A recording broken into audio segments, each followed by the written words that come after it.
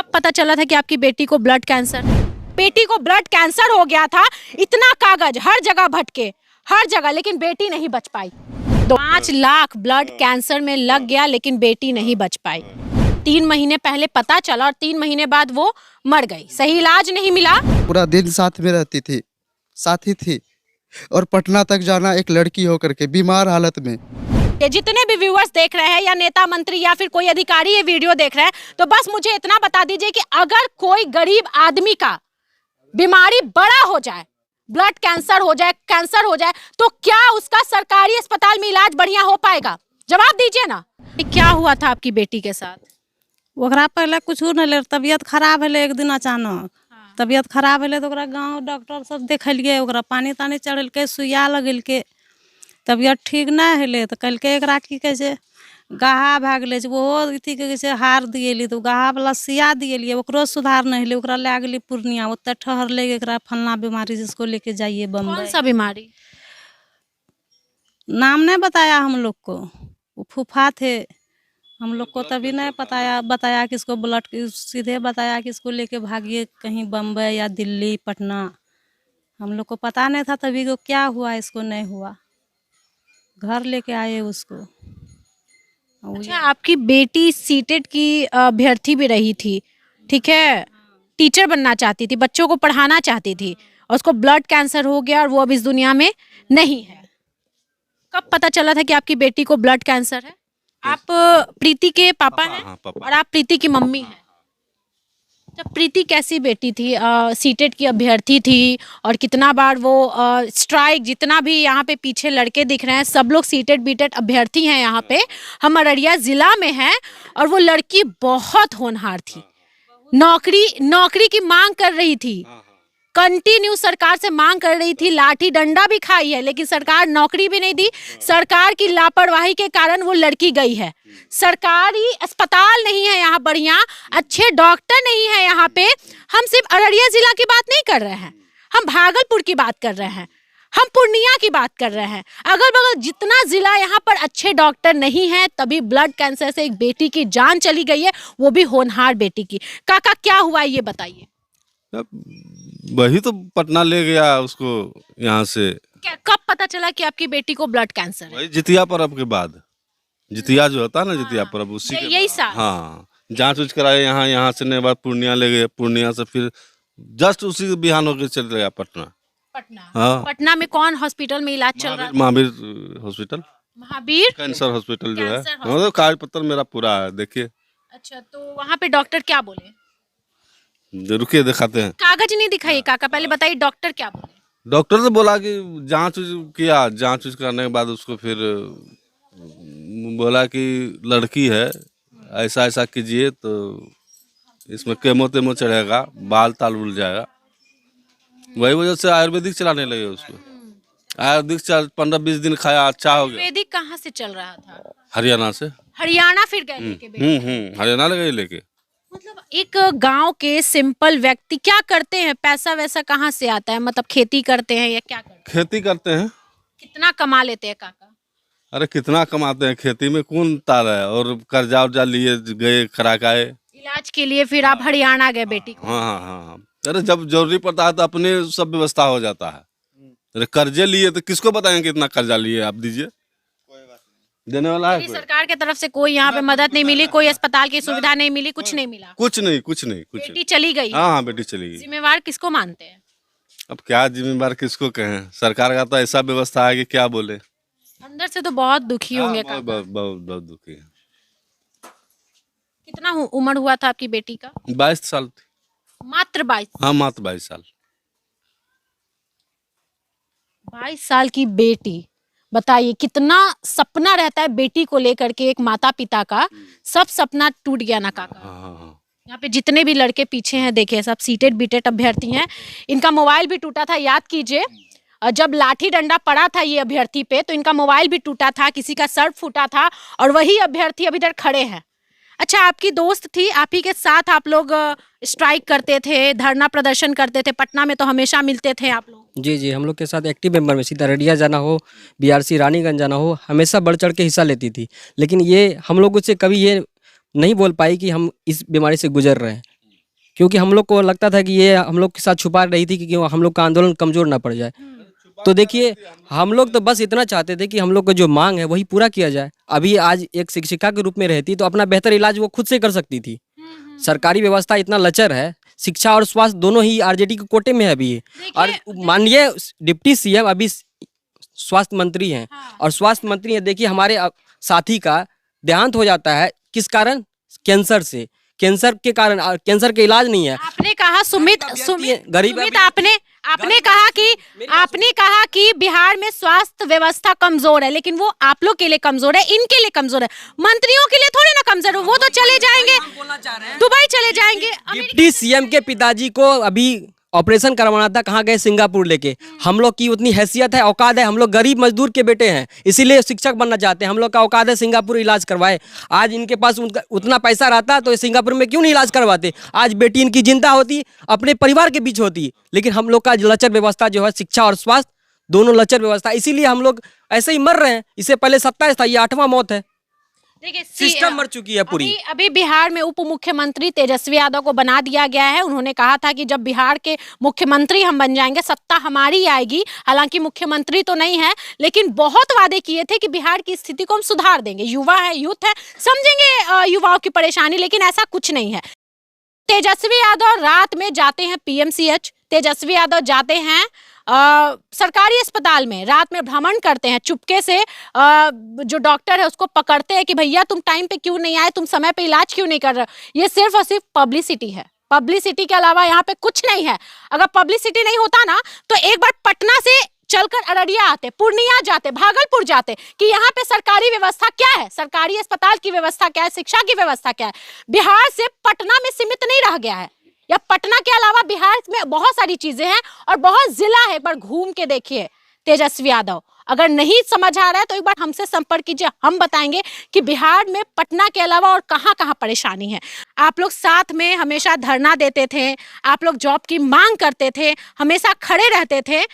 क्या हुआ था? परेशानी तो नहीं समझ पाए उस लड़की का, क्यों नहीं बता पाई वो? देखिए, सबसे बड़ी यहाँ पर नाकामी जो है वर्तमान में शिक्षा विभाग की अगर देखी जाए, तो वो तो हम लोगों के साथ ही रह चुकी है। उनके मन में बस एक ही आस था कि एक दिन के लिए भी कम से कम हम सरकारी विद्यालय में जा करके सरकार के लिए, इस देश के लिए एक दिन के लिए भी काम कर पाए, क्योंकि हम लोगों के बीच बैठा करती थी। जब हम लोग समाहरणालय अररिया में बैठते थे ना, तो पूरा पूरा दिन साथ में रहती थी, साथी थी। और पटना तक जाना एक लड़की होकर के, बीमार हालत में, ब्लड कैंसर समझ सकते हैं आप। लेकिन उसके वो, हालांकि बीमारी का पता कुछ समय बाद चला, लेकिन उसको अंदर से परेशानी तो पहले से रही होगी ना। हाँ, 2 महीना 3 महीना पहले पता चला परिवार वालों को भी, गांव वाले को भी, उनके रिश्तेदार में, कि उनको बीमारी कुछ गहरा है। लेकिन वो बीमार जब रहा करती तो उसके दरमियान में भी वो समाहरणालय अररिया मीटिंग में जाना हो, सीओ के पास जाना हो, या पटना गर्दनी बाग जाना हो, वहाँ जाया करती थी। ये घर से इनके पापा या भैया वो जाते थे साथ में लेकर के इनको। बस प्रीति चाहती थी कि बस कम से कम वो 1 महीने के लिए भी अगर अपना योगदान स्कूल में दे पाती ना, तो शायद होता है ना, आत्मसंतुष्टि उसको प्राप्त हो जाती। और आज की शिक्षा, यानी कि प्रीति के आत्मा को शांति नहीं मिलेगी। उसका सपना था कि सरकारी स्कूल में एक दिन के लिए भी हम पढ़ा दें। वो एक चीज देखिए मैम, वो घर पे रह के अपना पढ़ाई करना, और एक सीएसपी चलाती थी, बैंक वो चलाती थी, और छोटे बच्चों को भी पढ़ाया करती थी साइड से। घर का देख रेख उनकी जिम्मेवारी था, और आज वो नहीं है। ये सरकार क्या कह रही है, और हमारे जो केंद्र में बैठे क्या कह रही है, कि ये भारत को विश्व गुरु बनाने के लिए अब बात कर रही है। भारत की विश्व गुरु ऐसे बनेगा भारत विश्व गुरु? जो बिहार अखंड भारत में ज्ञान का केंद्र हुआ करता था, नालंदा विश्वविद्यालय यहाँ पर, और ना जाने कितने यहाँ पर ज्ञानी लोग उत्पन्न हुए, और आज उन सभी के जाने, ये भारत तो टूट ही चुका, अखंड भारत तो रहा नहीं। और आज ये शिक्षा व्यवस्था बिहार की, जो कि पूरा भारत का ज्ञान का केंद्र हुआ करता था, आज उनको ब्लड कैंसर हो चुका है। बताइए, प्रीति को ब्लड कैंसर था, 3 महीने पहले पता चला और 3 महीने बाद वो मर गई, सही इलाज नहीं मिला। और बहुत शर्म आती है हमें कि इस बिहार में नेता और मंत्री सिर्फ और सिर्फ अपने सत्ता के लिए लड़ते हैं, कभी शिक्षा व्यवस्था के लिए नहीं लड़े। चाहे विपक्ष भी हो, क्या करते हैं? ना सरकारी अस्पताल में ये देखते हैं कि क्या सुविधा है। जरा आप ही बता दीजिए, जितने भी व्यूअर्स देख रहे हैं या नेता मंत्री या फिर कोई अधिकारी ये वीडियो देख रहे हैं, तो बस मुझे इतना बता दीजिए कि अगर कोई गरीब आदमी का बीमारी बड़ा हो जाए, ब्लड कैंसर हो जाए, कैंसर हो जाए, तो क्या उसका सरकारी अस्पताल में इलाज बढ़िया हो पाएगा? जवाब दीजिए ना। आप लोग के घर में अगर कोई भी बीमार पड़ेगा, नेता मंत्री या अमीर आदमी के घर में कोई भी बीमार पड़ेगा, तो वो लोग तुरंत दिल्ली जाएंगे, मुंबई जाएंगे, दुबई जाएंगे, अमेरिका जाएंगे, सिंगापुर जाएंगे। जैसे तेजस्वी यादव लालू यादव को लेकर के सिंगापुर गए, वहां जाएंगे। लेकिन गरीब आदमी के पास ना उतना पैसा है, ना कोई सुविधा है। पटना में से भ्रमण करने से पटना तक सीमित नहीं रह जाएगा बिहार। आपको बिहार से बाहर, पटना से बाहर भी जा करके देखना पड़ेगा कि बिहार में कितनी परेशानी है, कितनी ज्यादा परेशानी। या ये गांव के सब लोग हैं, इकट्ठे लोग हैं, इन लोगों को भी डर लगता होगा कि मैं कहीं बीमार ना पड़ जाऊं। ये बच्चे को डर लगता हो कि हमारा फ्यूचर, हमारा भविष्य क्या होगा। अगर मैं पूछूं ना तो स्कूल में पढ़ाई होता है, बोल देगा नहीं। इधर आओ तो बेटा, क्या नाम है आपका? सोनू कुमार। अच्छा एक बात बताओ, स्कूल जाते हो? हाँ। कौन से स्कूल में पढ़ते हो? सरकारी। सरकारी। बताओ, सरकारी स्कूल में अच्छे से टीचर पढ़ाते हैं? नहीं पढ़ाते हैं। चलिए, यही जवाब हर बच्चे देंगे। क्या सरकारी स्कूल में पढ़ाई होती है? तो नहीं होती है मैडम। सरकारी स्कूल में पढ़ाई कहाँ होती है? क्योंकि हम भी जाते हैं, हम घूमते हैं, हमको पता है ना कि सरकारी स्कूल में कितना अच्छा पढ़ाई होता है। यहाँ पे अगर बूढ़े काका से पूछेंगे, काका कितना साल हो गया है? काका कितना उम्र हो गया है? हमारा 55 हुआ है। 55 साल। तबीयत ठीक रहता है? कोई दिक्कत तो नहीं है? अभी तो ठीक है, जब वही ज्यादा बीमारी आने के बाद तो तब दिक्कत न हो जाता है ना। गरीब काका, डर लगता है कि बीमार पड़ जाएंगे तो कहाँ इलाज करवाने जाएंगे? डर नहीं लगेगा, डर तो काफी लग रहा है ना। ऐसा सुविधा हो तब तो, सुविधा है नहीं। एक बेटी आपके गांव की चली गई है, तो ये दुख है ना, काफी दुख हो रहे हैं ना हम लोग को, यही इलाज नहीं होने के कारण। अच्छा एक चीज मुझे बताइए, अच्छा आप लोग पढ़े लिखे हैं, आप लोग को जानकारी तो बहुत होगी। हालांकि काका लोग कम पढ़े लिखे हैं तो इन लोग को उतनी जानकारी नहीं रहती है। आपको पता है कि हमारे देश में टैक्स कितना लिया जाता है? मतलब अस्पताल के नाम पे, अस्पताल की सुविधा के नाम पे कितना ज्यादा टैक्स लिया जाता है, आप तो जानते होंगे। लेकिन क्या उस तरह की सुविधा दी जाती है? कभी नहीं। यहाँ जो है ना, गरीब पब्लिक को जो मतलब 35% शायद टैक्स लिया है, 35 टैक्स लिया जाता है। देखिए हम लोग के यहाँ सरकारी व्यवस्था जो बताते हैं, सरकारी हॉस्पिटल की व्यवस्था है, सर्दी बुखार जुकाम बस इसका ही इलाज होता है। अगर आपको ज़्यादा क्रिटिकल है किसी बीमारी में तो आपको सरकारी व्यवस्था में ये सीधे फॉरवर्ड कर जाएगा, ट्रांसफ़र। आप जाइए दिल्ली जाइए, कोलकाता जाइए, लंदन जाइए, जहाँ जाना जाइए, लेकिन सरकारी व्यवस्था में रहिएगा तो मर जाइएगा आप। तो अपने पैसे से आप जहाँ इलाज कराइए स्वेच्छा से करवाइए। लेकिन हमारे डिप्टी सीएम बोलेंगे शिक्षा और स्वास्थ्य, यही बोलते हैं, शिक्षा और स्वास्थ्य पे ज़्यादा। हम लोग जब अपना हक अररिया जिला से मांगने जाते हैं पटना में, तो एक है शक्ति यादव आरजेडी के प्रवक्ता, वो बोल देते हैं कि ये बीजेपी के एजेंट है। तो देख लीजिए, बीजेपी के एजेंट है, देख लीजिए सर्टिफिकेट सीटेड का है, देख लीजिए।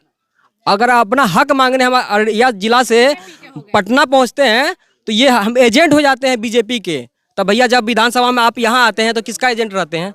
वोट मांगने तो सीमांचल ही आते हैं ना। सीमांचल के ऐसा दुर्व्यवहार क्यों किया जाता है? ये बोलिए ना कि 3 महीने से सरकार बनी है ना आपकी, बीजेपी के एजेंट कैसे? पहले आप लोग जाके धरना नहीं दे रहे? हम लोग 1 अगस्त से धरना गांधी में, ये गर्दनी बाग में दे रहे थे। सरकार ये सभी के सामने, लोगों के सामने है कि 3 महीने, कोई भी चीज 3 महीने में तैयार नहीं होती है। तो वो ऐसा लगता है, लोगों को लगता होगा कि वो ये तो 3 दिन में ही खत्म हो गया, इधर से उधर आ गए। वो इनका प्लानिंग जो है ना पहले से रहा होगा। ये विजय चौधरी रहा करते थे पहले, उनको बोला क्या होगा कि आप जो है ना इतना दिन इसको, इन लोग को बड़गलाइए, ठीक है, और उसके बाद हम दूसरा नया सरकार आ गया, हम कैसे तुरंत जॉब दे दे?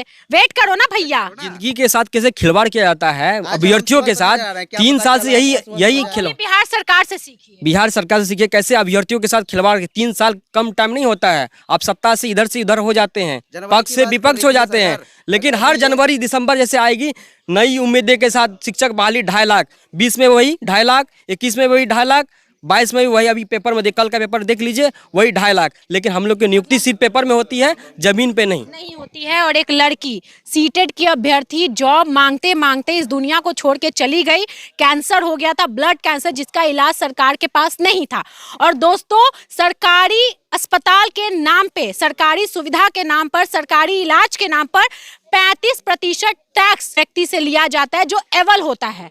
टैक्स देने के लिए, लेकिन सुविधा नहीं मिलती है, कुछ भी नहीं मिलती। अगर आपको सर्दी खांसी बुखार है तो आप जाइए, वो लिख देगा दवाई का नाम डॉक्टर, अपना दवाई लीजिए बाहर से, क्योंकि दवाई तो आपको हॉस्पिटल के अंदर भी नहीं मिलने वाला, बाहर से लीजिए और जाइए खाइए, ठीक हो जाइए। लेकिन अगर बीमारी ज्यादा बढ़ गई तो सरकार के पास कोई इलाज नहीं है, आप जाइए बाहर, नहीं तो आप मर जाइए। इसके अलावा कोई सुविधा सरकार नहीं देगी। और जो प्रीति का इलाज हुआ है ब्लड कैंसर के लिए, कितना पैसा आप खर्च कर? 5 लाख खर्च हुआ।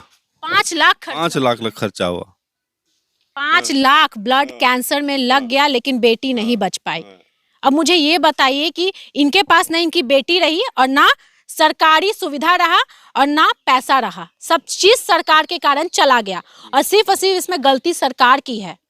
यहाँ पे लोग बीमार होने से डरते हैं, यहाँ पर ये डरते हैं कि मुझे कुछ ना हो जाए। जिनके पास पैसे कम रहते हैं वो तो बीमारी के नाम से ही मर जाएंगे, इलाज तो होगा ही नहीं, बीमारी के नाम से ही मर जाएंगे। यहाँ पे पूरा कागज पत्तर ले करके ये भटक रहे थे। प्रीति के इलाज के लिए, बेटी को ब्लड कैंसर हो गया था, इतना कागज हर जगह भटके, हर जगह, लेकिन बेटी नहीं बच पाई।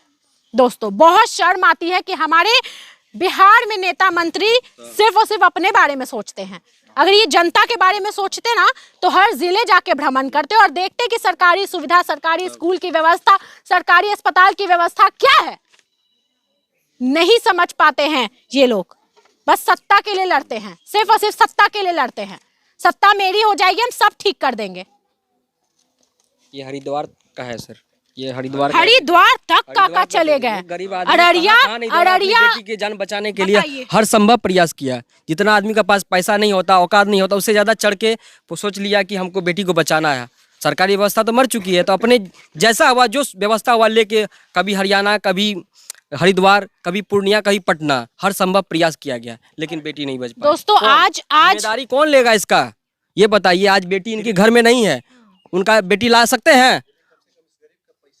तो इनका जो खर्च हुआ है, कम से कम सिस्टम तो मर चुकी है। 5 लाख रुपए इनका खर्च हो गया सिर्फ ये बेटी को बचाने में। 70% तो कह रही है ना सरकार की, 70% इस तरह की अगर बीमारी होती है, क्रिटिकल होती है, जो गरीब परिवार से हैं उनका 70% उनको रिटर्न किया जाएगा किसी भी माध्यम से, चाहे उसका कुछ प्रोसेस नहीं रह चुका, तो उसी माध्यम से कम इसका 70% ही अगर लौटा दे तो अब कम से कम बूढ़े पिता के लिए कुछ मदद तो मिल जाएगी। इलाज कराने के लिए जमीन गिरवी रख के इलाज किया गया, ऐसा नहीं है कि लोग करोड़पति। गिरवी रखे थे गिरवी रखेंगे, 2 बीघा जमीन को लगा दिए। बताइए बेटी के इलाज, हम इलाज में पहले तो बीएड डीएलएड करने में मैम खर्चा होता है। 1-1.5 लाख बीएड डीएलएड करने के बाद सीटेज क्वालिफाइड करके इतना मेहनत करके सीएसपी चलाती थी प्रीति। बेटी के इलाज के लिए जमीन तक गिरवी करवा दिए, 5 लाख रुपया लगा दिए, लेकिन बेटी नहीं बची। बस मैं सरकार से एक ही बात कहूंगी, अगर आपसे नहीं हो पा रहा है कि नहीं मैं इलाज नहीं दे पाऊंगा, तो आप पैसा दीजिए ताकि गरीब आदमी बाहर जाके इलाज करवाए, जाके विदेश में इलाज करवाए। दीजिए आप पैसा। कम से कम मैं इतना कहूंगी कि जितने गरीब काका का पैसा लगा है बेटी के इलाज में, उसका 70% भी इनको दिया जाए, क्योंकि बेटी तो रही नहीं। कम से कम गरीब आदमी का पैसा मिल जाए ताकि उस चीज से वो कुछ कर सके। दोस्तों ये वीडियो बनाने का मेरा मकसद सिर्फ इस काका के लिए आवाज उठाना नहीं है, इस सरकारी अस्पताल, सरकारी स्कूल के लिए आवाज उठाना है, सरकारी व्यवस्था के लिए। सरकारी व्यवस्था हमारे बिहार में कितना खराब है। कभी भी अगर आपको इलाज की जरूरत पड़ेगी तो यहाँ सरकारी अस्पताल में इलाज नहीं मिलेगा, और अगर अच्छा इलाज मिलता है तो कमेंट कीजिए और बताइए कि हाँ मुझे सरकारी अस्पताल में अच्छा इलाज मिलता है, वहाँ के डॉक्टर अच्छा इलाज करते हैं, वहाँ की नर्स हमसे अच्छे से बात करती है। कमेंट कीजिए, नहीं तो इस वीडियो को बहुत शेयर कीजिए ताकि सरकारी जो कर्मचारी है उसकी आँख खुले और सरकारी लोग देखें कि हमारे बिहार में क्या क्या चल रहा है और इस चीज को हम कैसे सुधारें। बैठ के मीटिंग करें।